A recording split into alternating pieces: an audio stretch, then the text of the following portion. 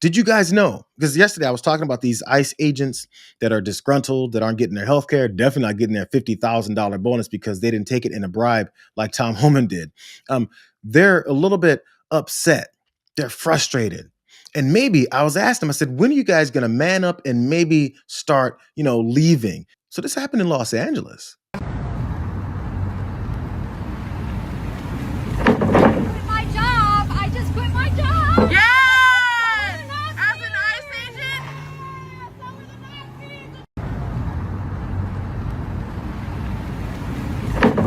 My job. I just quit my job. Yes!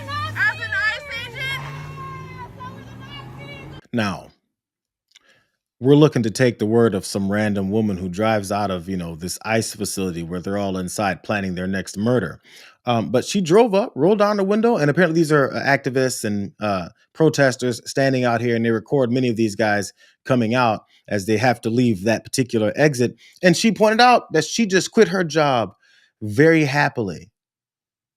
We don't know if it's true, but she's only one person. If she did, that's actually good for her. Let's continue taking down the entire system. But I asked for it to happen, and maybe it took this lady to be one of, and she announced it. Maybe others are quitting in mass numbers, and I don't even know about it because they're not announcing it on camera. I just wanted to, I guess, give a little bit of a John Iadarola type of optimism. One of them left. Now, by the way, go ahead, go back home. I'll need to hear more from you. Just, I'm glad you're leaving the organization for yourself, for your own soul. That doesn't mean that makes up for all, the terrorism that you took part in. You have to do a lot more work to come back from that. But I mean, it's a starting point. But still, things are starting to close in on this agency, specifically Department of Homeland Security and all their illegal activities when it comes to Border Patrol and ICE, because more Democrats are stepping forward and saying and doing more. Specifically, as I talked about earlier, the funding when it comes to DHS. Here's one representative. Let me get his name right. Raja Krishnamurthy. And he was talking about some of the devastating things that ICE has done, the murders that ICE has taken part in. Here's some details of what he's upset about and the reasons why they don't want to have they don't want to have anything more to do with funding this murderous terrorist organization. The story of Mr. Silverio Villegas Gonzalez. Here's a picture of Mr. Silverio Villegas Gonzalez. Mr. Romanucci, he dropped his kids off at school one morning, and then ICE agents stopped his car. When he tried to drive away, the agents claimed that they, quote, feared for their lives and then shot him in the neck. Mr. Villegas tragically died of his injuries. Mr. Romanucci, videos from the scene do not show Mr. Villegas Gonzalez hitting or attacking the agents. You're not aware of any evidence to the contrary, right? I am not aware of any of that. DHS also claimed an agent was, quote, seriously injured, but body cam footage showed the agent in question said his injuries were, quote, nothing major. You're not aware of any evidence to the contrary, right? I am not, and that is very typical of the cover stories that we hear and the false narratives in order to defend their actions. There was no evidence. This is part of a pattern. As you know, Mr. Romanucci, Mr. Villegas Gonzalez was stopped and then he was shot dead. The nation knows the names of Renee Good and Alex Preti, but let us please not forget Mr. Silverio Villegas Gonzalez, a Chicagoan and a father of two, pictured here. I love it from Representative Krishnamurthy. Make his name be remembered too. He was one of the first, at least the first on camera. Who knows how many they've murdered and we just don't hear about because there weren't enough people recording it at the time. But Representative Krishnamurthy is giving the case for Democrats and how they're increasingly, maybe slowly, but increasingly coming forward to maybe do something about all the atrocities that we continue to see. He gives another example in this same hearing where he focuses in on Greg Bovino. Yeah, Greg Bovino already left Minnesota, but did you know that Greg Bovino did all these other countless horrific illegal things? Stoughton, in a ruling on DHS's excessive use of force, U.S. District Judge Sarah Ellis accused Greg Bovino, a commander in the Customs and Border Patrol, of quote unquote outright lying. That's what this poster shows, and that's what he did in a court of law, right? Yes. In fact, during his deposition, Mr. Bovino falsely claimed and lied that he was attacked before he deployed tear gas at peaceful protesters in Little Village in the Chicago area, correct? Yes, he lied about being hit in the head with a rock prior to returning chemical munitions. That did not happen. It did not happen. He also lied about something else. In court, he falsely claimed that he did not tackle a protester to the ground during a demonstration outside of Broadview's ICE facility. But here are the pictures of him doing just that. He lied, and he lied again. I've already called for Secretary Noem to be fired or impeached. Today, I'm calling for Greg Bovino to be fired. In addition, he must be investigated and held accountable for his actions, and I believe crimes in Chicago and across the country. And nothing else should be done until these things are taken care of, until the criminals face some kind of charges. Greg Bovino is supposed to just ride off into the sunset, go back to California, and then retire with some kind of package, maybe a payoff system, so he doesn't continue to talk about how, he was given this authority to destroy people's lives. And speaking of that authority that he says he was given, did you know this, though, about Greg Bovino? Gregory Bovino writing in recently revealed messages that he does not report to the head of CBP enforcement and removal operations, but directly to the Department of Homeland Security and Corey Lewandowski. Wait, say what?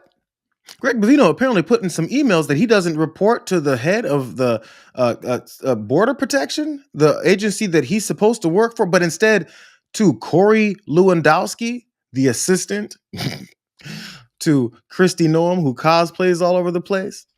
Corey Lewandowski, who's not in law enforcement. Corey Lewandowski, who's not an elected official. Corey Lewandowski, who's not an appointed, vetted official, but someone who just sits in the background and apparently gives people like Greg Bovino the authority to do all the horrific things that he was doing. That is before he runs away and gets to ride off with some kind of a package. The Daily Beast had some details as to what was in that letter and how it came together. Let me read that for you. So Greg Bovino lusted for a more heavy-handed approach to immigration in months before his foot soldiers started shooting people. That's what this leaked email has revealed. So Greg Bovino wasn't happy with the light touch that was happening. Whenever that light touch happened, he wasn't big on it because there was no bodies in the streets. Here's more. Their deaths, they're talking about Alex Preddy and Renee Good. Their deaths came after Bovino pushed back against guidance from the acting director of ICE to stick to targeted operations.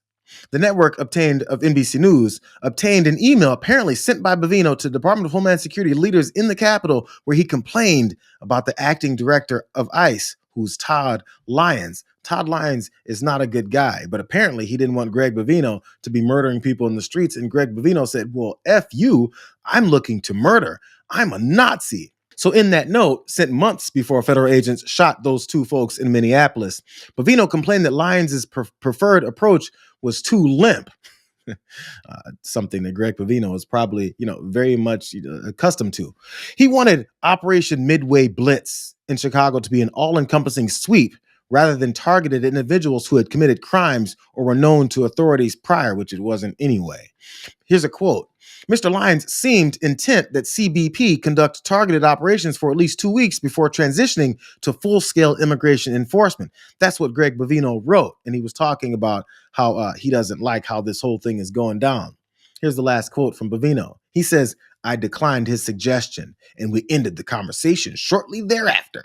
Who knew that there was all this back and forth, this battling going on within CBP and Greg Bovino and his Nazi outfits?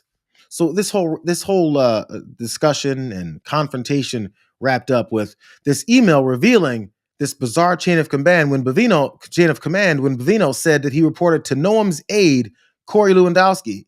And he said, Mr. Lyons said he was in charge, and I corrected him, saying I report to Corey Lewandowski.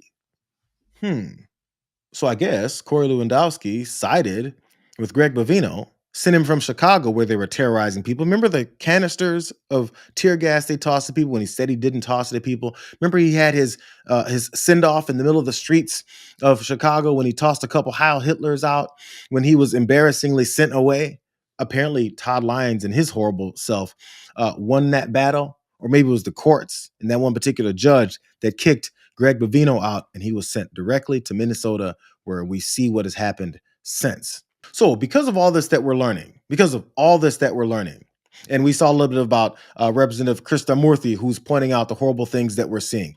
Democrats are starting to get a couple pieces of a backbone together, and they're now holding up potentially the government to continue to stay open after they averted one government shutdown that happened just recently, like for a day or two. There's potentially another one in the works because now Democrats have a couple few demands when it comes to DHS before they're willing to fund them more. Here's details. Jeffries and Schumer laid out 10 key demands from Democrats on this DHS funding, which includes calling for judicial warrants before agents can enter private property. Wow, so over the top. A ban on ICE wearing face masks, requiring the use of body cameras, and new laws for use of force standards. Now, they didn't get into details of what those new laws were for those use of force standards, but I would assume it's not, murdering people. Here's more. Furthermore, there are steps that the Trump administration has the power to take right now to show good faith, including ramping down the surge in Minnesota and removing Kristi Noem from her position. That's what both Hakeem Jeffries and Chuck Schumer wrote in that letter. And after they wrote, that list of demands that they would like before they go and fund DHS, which they shouldn't fund even if they agree to those things because it's still a terrorist organization on the American people. I feel like they must have been exhausted. Chuck Schumer and Hakeem were like, whew, oh, that's all we got all year. That backbone, that little bit of a pushback, these one simple list of demands that really tired us out. They finally had one thing that they say they're going to stand up for. So let's see if they stand up for it. But Senator Chris Coons, Democrat, he stepped on to CNBC and he talked to Joe Kernan. Joe Kernan is supposed to be talking about, things like finance and everything like that. And what Joe Kernan does not want is for there to be another government shutdown. So he had Chris Coons on and decided to berate him about this new Democratic position to not fund DHS and their willingness to hold up this government so that this won't continue. Both caucuses, House and Senate, Democrats have laid out what I think are perfectly reasonable demands that your average American goes, yeah, okay, that makes sense. But once again, you're using funding to get what policies that interest you, and it just is a bad These precedent. aren't just policies that interest me. Joe, the idea that federal law enforcement I know, but you're shutting down the government. You're shutting down the government. I mean, it's the same rules that NYPD is following right there in Times Square right now. When Republicans do you see roving bands of NYPD?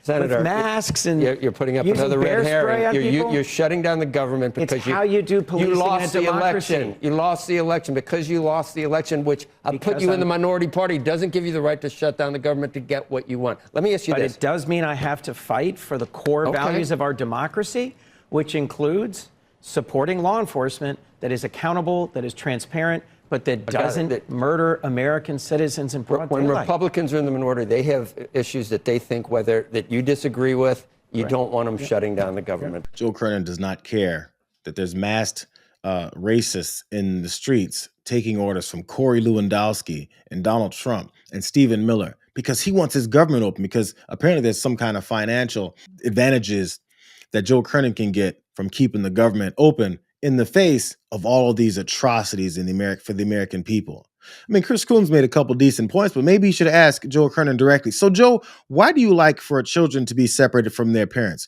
Why are you okay with the murder of people in the middle of the streets? Why are you okay with women being snatched out of their cars and stomped in the middle of the streets and then taken into detention centers where they're denied any kind of medical treatment? Why do you like that stuff, Joe?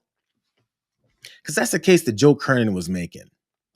Which leads to this last exchange that they had, which may be even a little bit worse. Because Joe Kernan first was talking about how you guys lost an election. Hey, Republicans lose elections all the time. And afterwards, they hold up any progress. What did they do to Barack Obama and all of his potential judicial nominees? I remember that Mitch McConnell's bragging about how he held up all of them. Because Mitch McConnell doesn't care about whether or not he wins or loses elections. But now Democrats are supposed to care about that. But this was a big moment, I think. After all those other declarations and arguments failed, Joe Kernan went to this one. Why? Because there are conspiracy theories why you'd let in 10 million undocumented Democrats. They're not Democrats. I'm kidding. I mean, I'm saying that that's the whole that And you don't want no ID voting. At the same time, you let in all these illegal. I have to show an ID every time I vote in Delaware. Look. You see what I'm saying? You see what I'm saying? And Democrats will never lose again if is left to their own not devices. True, as you well know. Look, God help us. Joe Kernan's pitching this great replacement theory that racists like to pitch. The conspiracy theory from these, MAGA conservatives. They like to say, look, they're admitting all of these brown people that are, of course, only going to vote for Democrats illegally because there's somehow mass election fraud that Donald Trump likes to keep saying is happening. I guess Joe Kernan also thinks the election was stolen in 2020 from Donald Trump because this is his pitch. This is what Donald Trump says all the time. So Joe Kernan, in his fight with Chris Coons to say he wants to keep the government open, is somehow pitching, you guys are admitting millions and millions of illegals that are going to be voting in elections, and that's your purpose. You see how he was a little bit embarrassed when Chris Coons said, what are you talking about? I feel like this must be one of those moments, when a couple of white guys are saying racist things and then they're not sure one of them is going to say it and the other one's not sure if the other one's on board or not. So he kind of tests the waters. I don't know. This is a thought I have in my head. I don't know how much this actually happens. And he's not sure if that white guy is also as racist as he is. So he's like, can I pitch this whole theory? Because those brown folks are rigging our elections against us good lily white people. Was that him testing the waters and he forgot he was on TV and he didn't realize that Chris Coons wasn't going to buy into it? Anyways, I hope these Democrats maybe find a way to continue to hold on to the bits and pieces of spine that they've put together, the collection of guts that they've got, and not let folks like Joe Kernan and them tell you that you're destroying the country by shutting the government down. Not funding Department of Homeland Security. And then Republicans not agreeing to normalcy in this country.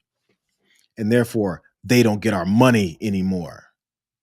That's what they should stand up for.